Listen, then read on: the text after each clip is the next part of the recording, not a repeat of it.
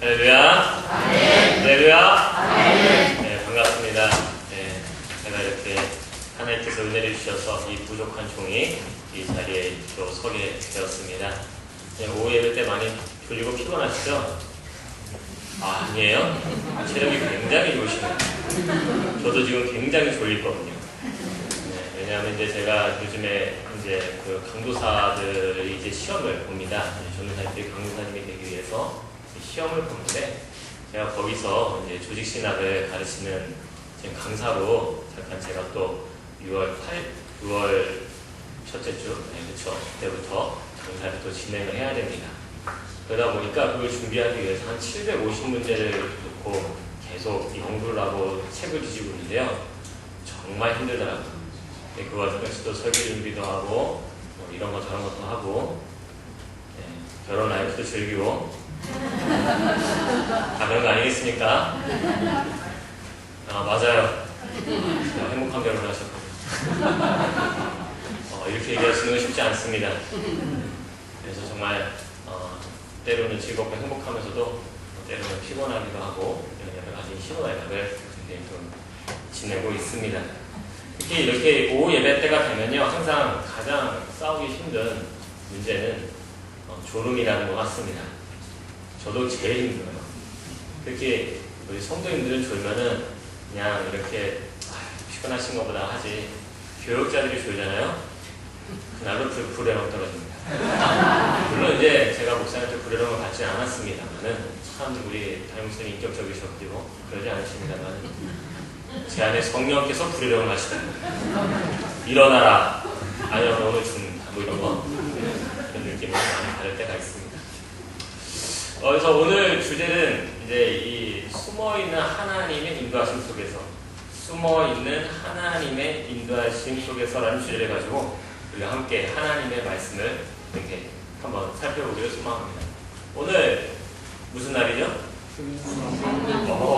주제 독신에 무슨 날이죠라고 던졌는데 성령 강림절 이렇게 말씀하신 분들은 벌써 오늘 동사목사님의 설교를 아주 잘 들으신 분이십니다.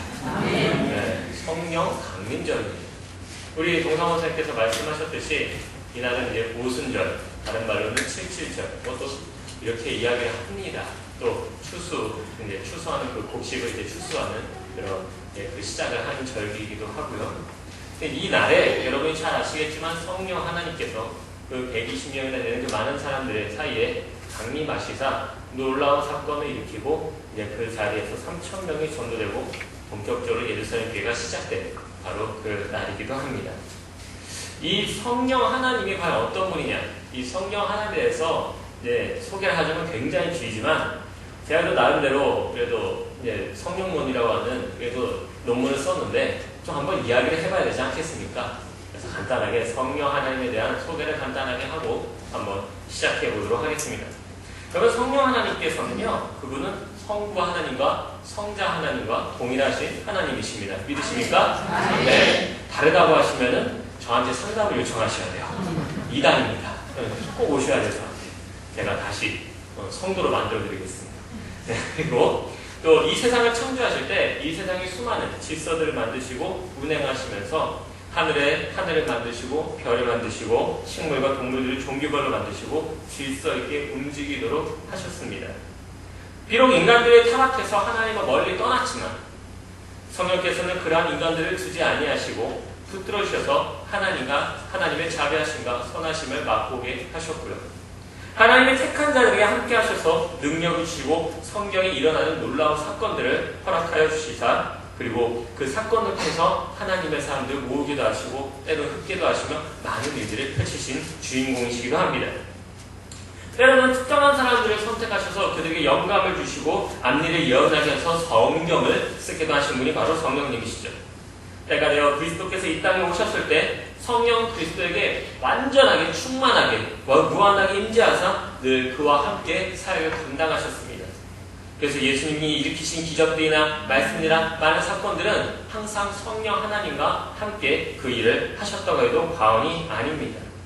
심지어 십자가에 달려 성부 하나님의 무서운 진노를 받을 때에도 성령 하나님께서는 예수 그리스도께서 그 무한한 그 진노를 끝까지 받기까지 그의 생명을 꺼트리지 아니하시고 붙드신 그런 하나님이십니다. 즉 구원을 위해서 모든 일들을 성자 예수 그리스도와 함께 감당하신 것이죠.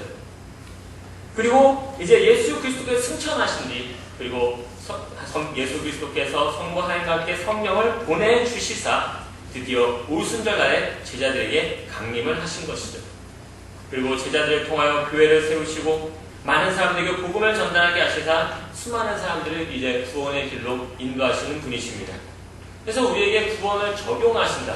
우리에게 구원의 길을 열어주시는, 우리 안에 오셔서 구원을 하게 하시고 역사하시는 그분은 바로 성령 하나님이시기도 합니다. 그래서 우리에게 단순히 구원받는 것으로 끝내지 않습니다. 우리와 이제 영원히 함께 하시는 것이죠. 이제는 삶의 순간순간 우리의 과정 하나하나를 인도하셔서 희노애락과 생명병사의 삶을 통해서 우리와 하여금 그리스도를 닮게 하시는 것, 그것도 성령 하나님께서 하시는 일입니다.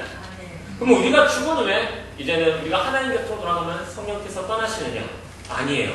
그때도 성령께서는 우리와 함께 하십니다. 그때도 우리와 함께 거하시면서 그리스도의 재림을 기다리게 하시고요. 그리스도께서 재림하시는 그날 우리가 영원한 부활의 육체를 입고 그리고 하나님 앞에 온전히 섰을 때 성령께서도 우리 안에 여전히 함께하사 영원한 생명에서 빠지지 아니하시고 우리가 끝까지 하나님과 교제하도록 인도하시는 분이 바로 성령 하나님이십니다. 아멘. 그래서 하나님께서 나의 영이 영원히 너를 떠나지 않겠다라고 하신 그 말씀을 바로 누가 이루시느냐? 성령 하나님께서 이루어주신 줄로 믿습니다. 이처럼 성령 하나님께서는요, 비록 숨어있는 하나님이라고 하는, 보이지 않는 하나님이라고 하는 그런 엉뚱한, 때로는 정말로 그럴듯한 별명을 가지고 계심에도 불구하고 우리의 삶과 가장 면밀하게 맞닿아 있는 것이 바로 성령 하나님이십니다. 그럼에도 불구하고 우리가 때로는 성령 하나님이 진짜 있을까? 내가 정말로 구원을 받았을까? 또 때로는 성령 하나님께 정말 역사하실까 하는 그런 어떤 우리의 원초적인 질문을 할 때가 있을 것입니다. 특히 어떤 상황에서 그러냐? 부정적인 상황들이 우리에게 다가왔을 때, 그리고 하나님을 의심할 만한 일들이 우리에게 있었을 때, 어쩌면은 왜 하나님께서 정말 살아계시다면은, 성령이 나와 함께 하시면 내가 구원받았다면은 과연 이런 일이 일어날 수가 있을까라고 하면서 반문할 때가 있을 것입니다. 그래서 오늘 이 숨어있는 하나님의 인도하심이라고 하는 그 주제를 가지고 함께 오늘 살펴보도록 하겠습니다. 그럼 첫 번째 우리가 보여야 될 내용은 바로 음행에 대한 이야기입니다. 갑자기 성령 하나님에 대해서 이야기하는데 갑자기 음행에 대해서 이야기한다는, 이건 우리가 아주 이 40분서 자세하게 살펴볼 필요가 있어서 그렇습니다. 자, 15절에 보니까 이렇게 이야기합니다. 오늘 본문의 15절 함께 읽어보도록 하겠습니다. 자, 시작. 너희 몸이 그리스도의 지체인 줄을 알지 못하느냐? 내가 그리스도의 지체를 가지고 창녀의 지체를 만들겠느냐? 결코 그럴 수 없느냐. 자, 바울 사도님은 먼저 우리의 몸이 무엇으로 되어 있느냐? 그리스도의 지체라고 이렇게 설명을 합니다. 그리스도의 지체라고 하는 것은요, 우리가 그리스도와 연합한 사람들이고, 그리고 교회의 일원이며 하나님의 자녀가 된 사람들이라고 하는 그런 많은 의미를 내포하고 있는 단어입니다. 그런데 여기서 바울 사도님은 꽤 심각하면서도 아주 어려운 이야기를 들어주고 있습니다. 뭐냐고 하냐면, 내가 그리스도의 사람인데 창녀 같은 사람이 될 수 있겠냐라고 이렇게 반문하는 겁니다. 이게 쉽게 표현하면 이런 겁니다. 지금 사도 바울님이 전도 여행을 하면서 밤마다 몸 파는 여자랑 같이 자요. 여러분, 그게 이해가 되십니까? 당연히 이해가 안 되죠. 이해가 안 되기 때문에 그 다음에 뭐라 그래요? 15절에 결코 그럴 수 없느냐. 말이 안 되잖아요. 어떻게 바울 사도님이 그런 행동을 해요? 그래, 바울 사도님은 그리스도의 지체이기 때문에, 그리스도의 사람이기 때문에 그럴 수 없다는 것입니다. 그렇다면 왜 이러한 예를, 이런 극단적인 예를 왜 바울 사도님은 예를 들었을까요? 그거는 16절과 17절을 보면 됩니다. 우리 함께 읽어볼까요? 자, 시작! 창녀와 합하는 자는 그와 한 몸인 줄을 알지 못하느냐? 일러스되 둘이 한 육체가 된다 하셨다니 주와 합하는 자는 한 영이니라. 아멘. 여러분, 이 창녀와 합했다라는 거는요, 이걸 좀 쉽게 현대어로 표현하자면 창녀와 성관계를 했다는 것이죠. 근데 이런 성관계라는 건 무엇이 되느냐? 일러스되 둘이 한 몸이 된다. 결국 창녀와 성관계라면 우리는 창녀와 동일한 사람이 된다라고 지금 바울은 이야기하고 있는 겁니다. 이거는 창세기 2장에 있는 내용을 우리는 떠오르게 하죠. 이로써 사람이 남자가 부모를 떠나 여자 만나 서로 한 몸이 이룰지니라. 이제 이 이야기를 이제 바울이 여기에 그대로 적용을 하는 거거든요. 자, 그렇다면은 결국 여기서 말하고 싶은 거는 뭐냐? 바울 사도님은 지금 이 이야기를 던지고 있는 겁니다. 지금 우리는 누구와 연합하는가? 우리는 누구와 합하여 살고 있냐? 이것에 대해서 우리에게 질문을 던지고 있다는 것이죠. 그럼 우리 사랑하는 우리 성도 여러분, 지금 누구와 연합하며 살아가고 있습니까? 누구와 연합하며 살아가고 있습니까? 이제 우리가 딱 떠오르는 사람은 벌써 남편이 생각이 나고요, 아내가 생각이 나고요, 우리 가족이 생각이 나시는 분도 있을 겁니다. 물론 그것도 맞습니다. 정말 사랑하는 아내, 사랑하는 남편 함께 연합하고 살아가는 것은요, 하나님께서 보시기에 합당하고 너무 아름다운 모습입니다. 그래서 하나님이 그 모습을 보시면은 우리가 한 몸으로 보신다는 사실을 꼭 반드시 기억하시기 바랍니다. 자, 그렇다면 또 다른 연합이 있는데 그것이 바로 무엇이냐? 바로 17절에 주와 합하는 자는 뭐다? 한 영이라. 즉 구원받은 신자라고 한다면은 우리 안에 성령이 함께 하시기 때문에 우리는 그리스도와 연합한 사람들이다 라고 이렇게 이야기하고 있다는 것이죠. 그러므로 우리 사랑하는 종사교회 우리 성도 여러분, 우리는 성령을 받은 사람들입니까? 성령을 받으셨습니까? 네. 성령을 받으셨다라고 한다면요, 이 사람은 예수 그리스도를 믿은 사람들입니다. 성령을 받은 사람이 예수 그리스도를 믿을 수가 있고요, 예수 그리스도를 믿는 사람이 성령을 받은 사람들입니다. 그래서 우리가 예수 그리스도를 믿는 사람은 사실상 성령 세례를 다 받았다라고 이야기할 수 있다는 것이죠. 뭐 이렇게 생각하는 사람도 있을 수 있습니다. 저는 뭐 이렇게 성령 체험을 해본 적이 없는데요. 저는 뭐 이렇게 막 이렇게 어디 이렇게 가가지고 막 뜨거운 체험을 뭔가 하고 뭐 이렇게 우리 중고등부 친구 중에서 저한테 그런 고민하는 친구가 있었어요. 자기는 수련회를 가면은 막 다른 친구들 막 울면서 막 기도를 하는데 자기는 대체 저거 왜 저러는 거야? 라는 생각이 먼저 든대요. 그렇다고 해서 자기가 기도를 안 하는 것도 아니고 신앙생활 안 하는 것도 아니고 분명히 내가 예수 믿고 구원받았다는 사실은 분명히 느껴지는데 꼭 굳이 저렇게까지 감정적으로 폭발을 해야 되는 건가? 하는 그런 의문에 사로잡힐 때가 있었다라고 이렇게 이야기를 합니다. 여러분, 성령 체험을 안 했다고 해서 성령 세례를 안 받았느냐? 우리는 그렇게 얘기하지 않습니다. 그래서 뭐 웃음절은 모르겠습니다만은 우리 대한민국 장로합동측 우리 신학에서는요, 절대로 그렇게 말을 하지 않습니다. 왜? 성령 세례를 중생이라고 우리는 이야기를 하고 있거든요. 이거는 칼빈이 말한 것이고 성경이 말하고 있는 바입니다. 자, 성경에서도 실제로 그런 대표적인 예가 있습니다. 누구냐? 바로 에스더라고 하는 사람이에요. 에스더 같은 경우 보면요, 에스더서를 가만히 보시면 하나님이라고 하는 단어가 있을까요? 없을까요? 없어요. 에스더서를 처음부터까지 다 보시는 분들 아시겠습니다. 통독 좀 해보신 분들은 아시겠습니다. 에스더서에는 하나님이라고 하는 단어가 단 한마디도 안 나옵니다. 이거 굉장히 신기하죠. 네, 성경인데 하나님이라는 단어가 안 나와. 근데 그녀가 왕 앞에 나가겠다고 했을 때 그가 성령 체험을 했나요? 아니에요. 그저 한 거는 뭐예요? 여호와 하나님께 뭐 기도하라 뭐 그런 얘기도 없어요. 그냥 3일 동안 뮤지컬 우리가 기도하자. 그리고 나도 같이 기도하겠다. 나갔을 때 죽으면 죽는 거다. 이렇게 하고 나갑니다. 그리고 나서 왕 앞에 나가고 부모를 받지 않습니까? 여러분, 그 모습을 보면서 이거 여호와 하나님의 놀라운 역사다, 아니다 이야기할 수 있는 사람이 있을까요? 당연히 여호와 하나님의 놀라운 역사라고 이야기할 수밖에 없는 거죠. 하나님이라고 단어는 나오지 않았지만 누가 봐도 이것은 여호와 하나님이 했다라는 것을 우리는 그 자리에서 확인할 수가 있다는 것입니다. 이것처럼 성령 체험과 성령 세례는 다른 개념입니다. 우리가 성령 세례를 받았음에도 불구하고 성령 체험을 못했을 수도 있고요, 어떤 경우는 성령을 받지 않았음에도 분위기상 유사 성령 체험하는 경우도 있습니다.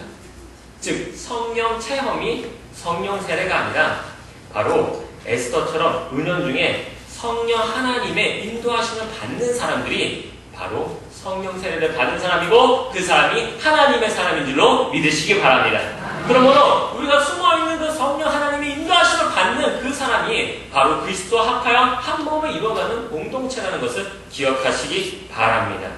또 두 번째로 알 수 있는 사실은 무엇입니까? 바로 우리는 성령의 소욕을 따라가야 된다는 것이죠. 바울 사도님은 18절에 다음과 같이 이야기합니다. 우리 한번 같이 읽어볼까요? 자, 시작. 음행을 피하라. 사람이 범하는 죄마다 몸 밖에 있거니와 음행하는 자는 자기 몸의 죄를 범하느니라. 여기서 바울 사도님이 왜 이렇게 이야기했는지 이제 그 의도를 좀 파악할 필요가 있습니다. 당시 고린도 교회에서는요, 굉장히 많은 문제가 있었어요. 만약에 고린도 교회가 이 한국 교회에 그대로 적용이 된다고 한다면요, 정말 그 교회는 수많은 교회들로부터 두고두고 욕을 먹을 겁니다. 제가 고린도 교회를 보니까 정말 많은 문제가 있더라고요. 대충 얼추 잡아 한 15개 거대한 크고 작은 문제가 있습니다. 야, 뭐 그 이상이 있을 수도 있고, 뭐 더 추격해서 줄일 수도 있습니다만. 아무튼 그 엄청나게 많은 문제들인데 그중 가장 크게 두드러진 문제 중에 하나가 뭐냐? 바로 아버지의 첩과 성관계를 했다라는 거예요. 누가? 아들이 아버지의 첩과 성관계를 하는 거예요. 그게 고린도전서 2장에 나오면 이제 없는 얘기를 하는 게 아니고 실제로 성경에 있어요, 이 내용이. 그러니까 이런 일이 있을 정도로 이 고린도 교회 내부가 이미 지금 굉장히 성적으로 어떤 상태냐? 문란한 상태다. 그냥 그 이야기 하나만 하고 끝났으면은 뭐 그거 한 일이 있었나 보다 할 텐데요. 그 이야기를 하고 나서 또 고린도전서 오늘 본문의 6장에서 음행에 대해서 또 이야기를 해요. 그랬다는 건 뭐예요? 지금 고린도 교회 내에 음행하고 있는 사람들이 많다는 거예요. 전체적으로 경고하고 있는 건 너희들 그렇게 살아가면은 너희들은 하나님의 사람으로서 하나님의 성전을 더럽히고 하나님의 성전을 무너뜨리고 있어요. 그래서 이것에 대해서 바울은 다음과 같이 경고를 하고 있습니다. 19절에 뭐라고 이야기할까요? 자, 시작. 너희 몸은 너희가 하나님께로부터 받은 바 너희 가운데 계신 성령의 전인 줄을 알지 못하느냐? 너희는 너희 자신의 것이 아니라. 자, 바울 사도님은 우리의 상태가 어떻다라고 하죠? 너희 몸은 하나님께서 주신 것이며 성령이 함께 하시는 뭐다? 성전이다. 과거의 성전은 어떤 거였을까요? 과거의 성전이라고 생각하자면 뭘 딱 떠올려야 돼요? 솔로몬의 성전, 다윗 성전, 그걸 생각하셔야 됩니다. 아주 화려하고 그 엄청난 그 성전에 여호와 하나님께서 그 안에 거하셨어요. 그 무한한 그 하나님이 그 성전이라는 그 매개체를 통해서 거기에 거하셨던 거예요. 근데 그 어마어마한 그 다윗 성전, 그 아름다운 그 성전을 이제는 그 성전이 완전히 없어지고 이제는 누구를 성전이라고 이야기를 하고 있죠? 우리를 지금 성전이라고 이야기하는 겁니다. 그러니까 지금 여기 계신 우리 성도님들 한 분 한 분이 지금 다윗의 성전에 지금 걸어가고 있는 거예요. 네, 거대한 그 엄청나게 화려했고 막 금박이 막 입혀져 있고요. 여러분 막 보시면은 성경 이번에 통독하시죠? 통독하시다 보면은 그 성전을 보시면 진짜 화려합니다. 세상에 그런 성전이 없어요. 얼마나 휘황찬란한지 진짜 아침에 딱 눈 떠서 성전을 쭉 보면 성전에서 막 햇빛이 반사돼서 나올 정도로 아주 화려한 성전이었습니다. 그런 성전이 지금 여기서 지금 거의 한 100여 명 가까이 지금 이렇게 있으신 거예요. 대단한 겁니다, 이거. 별로 감동이 없으신데. 오라서 그런가? 아유, 뭐, 이제 한쪽 귀 삐그덕거리는데 벌써 지금 척추지고 대들보가 무너져가고 있는데, 뭐 이런 생각하시면 안 되고. 그러면 그거랑 상관없이 지금 우리는 하나님의 거룩한 성전입니다, 성전. 네. 아, 그쵸, 아멘 나와요. 네, 그걸 원했습니다. 자, 그래서 우리가 하나님의 성전. 그렇다면 여기서 하나님의 성전, 이 거룩한 성전을 더럽힐 만한 행위를 하라는 거야, 하지 말라는 거예요?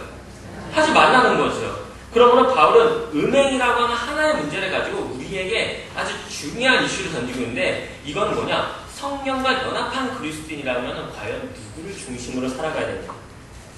지금 그리스도인으로서 성령과 연합한 사람들이 밖에 나가서 음행을 저질러요. 그럼 그 사람은 하나님을 사랑하는 사람입니까? 아니면은 창녀를 사랑하는 사람입니까? 창녀를 사랑하는 사람들이죠. 똑같습니다. 지금 여기서 이거를 던져주는 거예요. 우리가 하나님을 사랑하는 사람으로서 우리가 하나님의 성전인데 그 성전이 하나님보다 더 사랑하는 것을 그 안에 집어넣었어요. 자, 그러면 그거는 깨끗한 성전이에요? 더러운 성전이에요? 네. 사도 바울은 음행이라고 하는 하나의 타이틀을 가지고 지금 우리에게 엄청난 이야기를 하고 있는 겁니다. 하나님의 성전에는 누가 있어야 됩니까? 하나님이 있어야 됩니다. 누가 있어야 된다? 하나님이 있어야 됩니다. 남자와 여자가 서로 결혼을 했습니다. 결혼했으면 당연히 서로에게 충실해야 되겠죠. 여기서 서로에게 충실하다는 것은 무엇을 의미할까? 굉장히 많은 이야기를 할 수가 있지만 그 중에서도 저는 가장 중요한 이슈는 서로가 서로를 맞추는 일이라고 생각합니다. 물론 서로 맞춰가는다는 것은 굉장히 쉬운 일이 아닙니다. 몇십 년에 거쳐서 이게 태어나면서 지금까지 살아왔던 그 생긴 습관을 갖다가 한 번에 바꾼다라는 거는 이거는 굉장히 어려운 일이죠. 그럼에도 불구하고 이제는 한 몸이 되었고 부부가 되었기 때문에 이러한 습관들을 서로 합의와 갈등 속에서 하나씩 하나씩 바꿔나가는 맞춤의 과정이 있을 때 결국은 서로를 잘 이해하게 되고 서로에게 충실할 수 있게 됩니다. 이처럼 우리가 하나님의 놀라운 사랑과 자비하심에 따라 우리는 이제 구원을 받았고 성령이 거하시는 성전이 된 줄로 믿으시기 바랍니다. 그 성전이 되었다라고 한다면은 이제는 하나님 앞에 충실한 사람이 되라. 하나님이 그 안에 거할 수 있는 그런 아름다운 성전으로 살아가라라고 우리에게 이야기하고 있다는 것입니다. 과거 육신의 정의에 끌려다니는 그런 모습에서 이제는 성령의 소욕에 따라서 행동하는 그런 하나님의 사람이 되라고 우리에게 이야기하고 있다는 것이죠. 그러면 우리가 하나님의 사람으로서 하나님의 성령 하나님께서 거하시는 성전이라고 한다면은 우리의 일상에 있어서 중심은 누가 되어야 되겠습니까? 하나님이 되어야 됩니다. 하나님에서 벗어나는 순간 지금 내 자신이 지금 뭐하고 있는 거야? 내 스스로 하나님의 성전을 뭐하고 있는 거다? 더럽히는 것이다. 우리 장로교 우리 신학에서 우리 장로교 조직신학 좀 센 이야기 좀 하겠습니다. 어려운 이야기. 장로교 조직신학에서 아주 어려우면서도요 아주 깊은 딱 한 단어가 있습니다. 자, 따라해봅시다. 신본주의. 신본주의. 여러분, 신본주의가 뭘까요? 오? 어떻게 알아요? 여기저기서 하나님 주기주의 막 나오네. 역시 우리 담임 목사님이 너무 잘 가르치신 것 같아요. 네. 우리 교회에 이렇게 표어를 보면은 우리 그 중에 첫 번째가 뭐예요? 하나님 중심주의. 그게 신본주의예요. 그거 되게 어려운 단어입니다. 네, 신본주의. 이게 한자로 신본주의. 한국어로는 하나님 중심. 여러분, 하나님 중심주의 이게 되게 어려운 단어예요. 진짜 어렵습니다. 왜냐하면 제가 그게 안 되거든요. 제가 진짜 오늘도 하나님 중심으로 살아가야지라고 딱 아침에 딱 일어나서요. 아, 내가 하나님 중심으로 살아가야지라고 하는데 갑자기 전화가 와요. 새벽에. 네. 저쪽에 딱 전화가 와. 아저씨, 차 빼주세요. 차 막혔어. 또 내려가서 차를 빼야 되는데 아저씨가 벌써 인상이 안 좋아. 서로 인상이 안 좋은 거예요.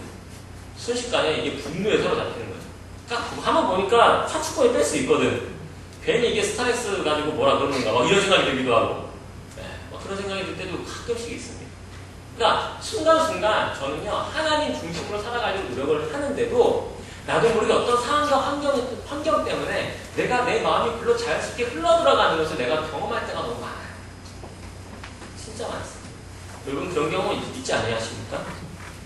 전 너무 많아요. 너무 많아요. 정말로 이렇게 하나님을 이렇게 항상 사랑하고 하나님을 항상 이렇게 너무 좋아야 되는데 자다가 제 옆에 있는 와이프 얼굴을 보면은 와이프가 더 사랑스러워요. 죄송합니다. 아직 그럴 때예요. 여러분이 조시길래 좀 일어나시라고. 네. 농담한 겁니다. 그래서 여러분 어디까지 갑자기 죄송해요. 그래서 사도 바울님은요 다른 편지에서 어떻게 말하냐 이제는 너희들이 성령의 소욕을 따라가라고 이야기합니다. 누구의 소욕을 따라가라고요? 성령의 소욕. 그게 바로 갈라디아서 5장 22절부터 24절에 있는 내용입니다. 갈라디아서 5장 22절, 24절의 내용을 보니까 이게 성령의 소욕에 따라서 행동하는 사람은 어떤 행동을 하는지를 잘 보여주고 있습니다. 보면은 뭐라고 써있는지 같이 한번 읽어볼까요? 자, 시작!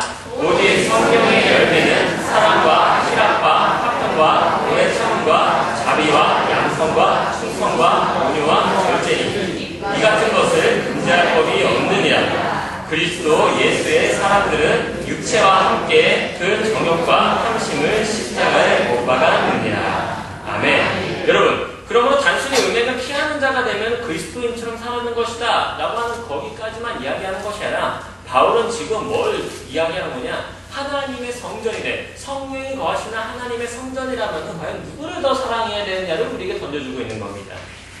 그러므로 사랑하는 성도 여러분, 하나님을 사랑하는 성전인 우리는 과연 무엇을 하게 될까요? 사랑하니까. 사랑하는 사람이 원하는 걸 해야 되겠죠. 그러니까 사랑하는 사람이 원하는 게 뭐예요?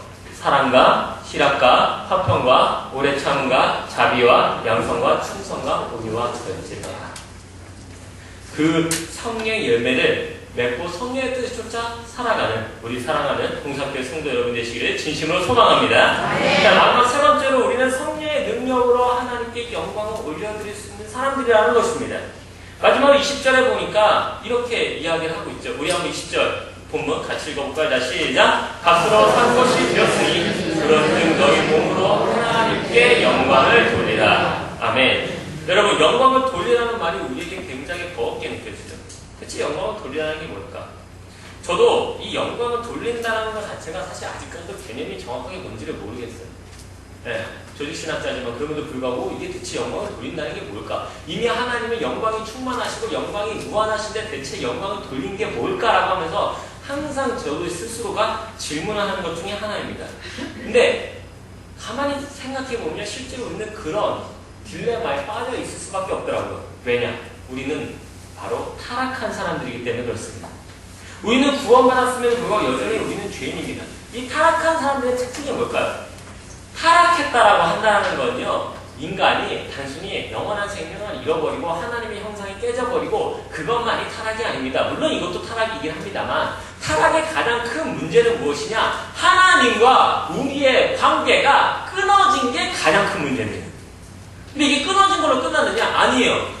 인간이 하나님을 찾을 줄도 모르고 찾으려 하지도 않고 오히려 하나님을 부정하더라. 그러니까 단순히 하나님을 무관심으로 치부하는 것이 아니라 오히려 하나님을 욕되게 만들고 하나님과의 관계 자체를 갖다 부정한다는 것이 인간의 원래 모습이었다는 것이죠. 그래서 우리가 아무리 부모님이 교회를 다니시는 분이라고 할지라도 그 아이의 자녀를 낳으면 그 아이는 죄인으로 태어납니다. 저도 마찬가지고요. 아무리 목회자가 부모님이 목회자가 할지라도 그 자녀는 죄인으로 태어납니다. 저도 그렇게 태어났습니다. 그러니까 하나님과 관계할 수 있는 방법을 모르는 거예요. 어떻게 하지만 하나님과 같이 살아갈까? 전혀 뭐 관심도 없을까? 아무것도 모르는 거예요. 근데 그런 상태에서 우리는 막 구원을 받은 것이죠.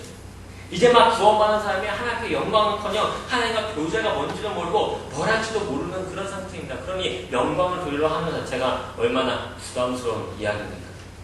그렇다면 바울이 하나님께 영광을 돌리려 하는 것은 과연 무엇을 의미할까요?